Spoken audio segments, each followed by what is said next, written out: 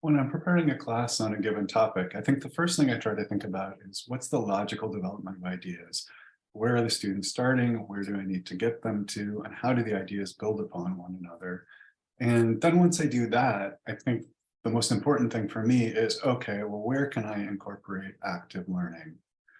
Where will I be lecturing versus where can I actually have students engaged in the material? And I find, often that means I'm thinking about clicker questions, activities, collaborative problem solving, something like that. But what I find is often with clicker questions, you can use them to introduce a topic, and that's one of the reasons why in terms of clicker questions, I give students credit for participating. I do not grade them based on the correctness of their response, because often I like to use clicker questions to get them invested in a situation, to start thinking about something, and then to engage in formative assessment as we're going through those ideas, or to briefly synthesize something when we get to a certain point.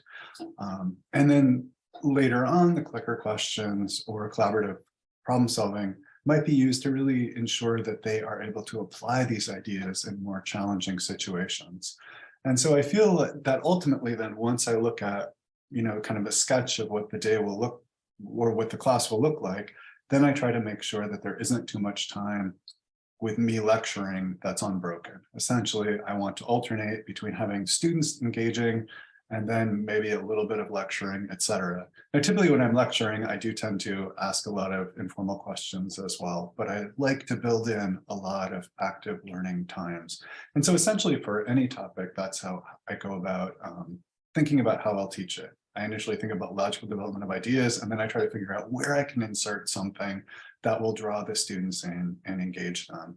And that, again, is one of the reasons, and I know people feel very differently about this, but at least in all my courses, I just have clicker questions for participation only, because I really want them to have the opportunity to make mistakes. And sometimes I ask them questions that they don't yet have the tools to answer, because I'm trying to motivate that that's where we're going to next.